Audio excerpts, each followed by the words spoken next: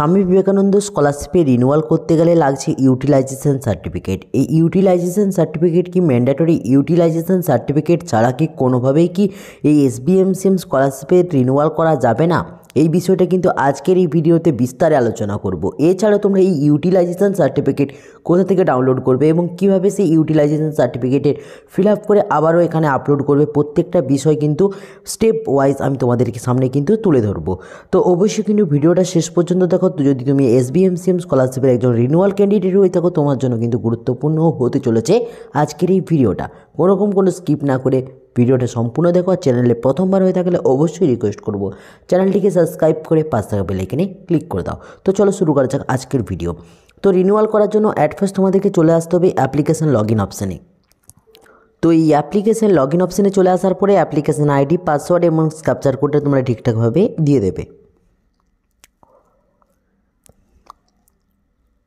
তো যেই মুহূর্তে তোমরা কিন্তু লগ ইন অপশানে ক্লিক করবে, তোমার সামনে কিন্তু এরকম একটা অ্যালার্ট বলে একটা অপশান চলে আসবে। এখানে লেখা আছে রিনিউয়াল অ্যাপ্লিক্যান্ট মে আপডেট দেয়ার ব্যাঙ্ক ডিটেলস। তারা ব্যাঙ্ক ডিটেলস তোমরা যারা রিনিউয়াল করবে, তোমরা প্রত্যেকে তোমাদের ব্যাঙ্ক ডিটেলসকে তোমরা চেঞ্জ করতে পারবে, কোর্স নেম করতে পারবে, প্রেজেন্ট ইনস্টিটিউশন নেম, অর্থাৎ তুমি যে শিক্ষা প্রতিষ্ঠানে পড়াশোনা আগে করেছো এখন করছো সেগুলো সমস্ত কিছুটা কিন্তু চেঞ্জ করতে পারবে। এরপর ক্লোজ, এখানে যে ক্লোজ লেখাটা রয়েছে ক্লোজ বাটনে ক্লিক করবে।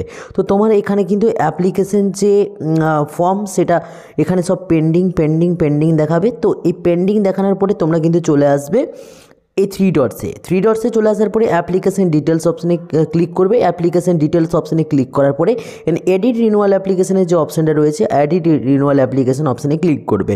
তো এখানে তোমাদেরকে কী জিনিসগুলো তোমাকে দিতে হবে না, তোমার এগুলো কিন্তু ফিল আপ করা থাকবে না, আমি অলরেডি ফিল আপ করে নিয়েছি।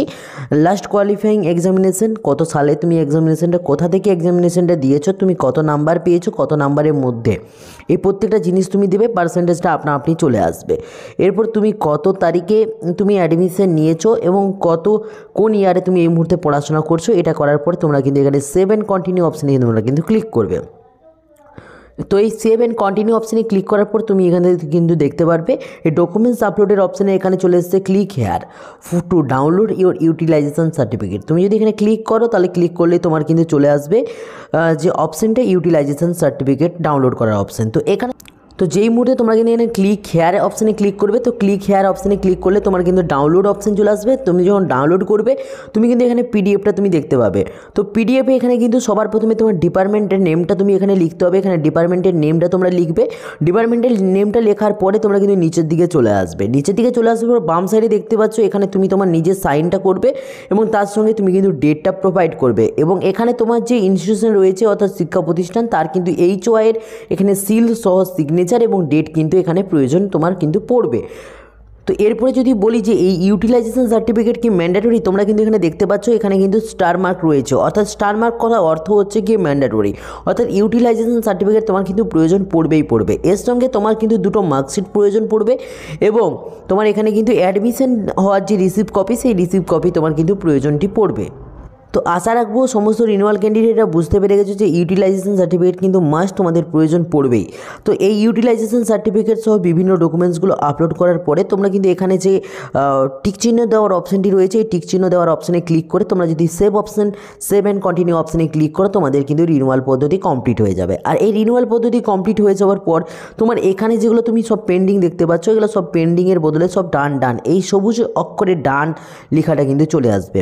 আর এই সবুজ অক্ষরের ডান লেখাটা চলে আসার পরে এখানে স্ট্যাটাস দেখাবে অ্যাপ্লিকেশন সাবমিটেড। তোমাদের যদি এরকম হয়ে যায় তোমরা কিন্তু ভেবে নেবে তোমাদের অ্যাপ্লিকেশন কিন্তু সাবমিট করা হয়েছে। তো আশা রাখবো আজকের এই ভিডিওর আপডেটে তোমার জন্য হেল্পফুল হয়েছে। যদি ভিডিওটা ভালো লেগে থাকে অবশ্যই ভিডিওটা লাইক করে বন্ধুদের মধ্যে শেয়ার করতে থাকো। আর যদি চ্যানেলে প্রথমবার হয়ে থাকো অবশ্যই রিকোয়েস্ট করবো চ্যানেলটিকে সাবস্ক্রাইব করে পাশে থাকা বেল আইকনে ক্লিক করে দাও। তো চলো বাই, দেখাচ্ছি নেক্সট ভিডিওতে। প্রত্যেক ভালো থাকবে, প্রত্যেকে সুস্থ থাকবে।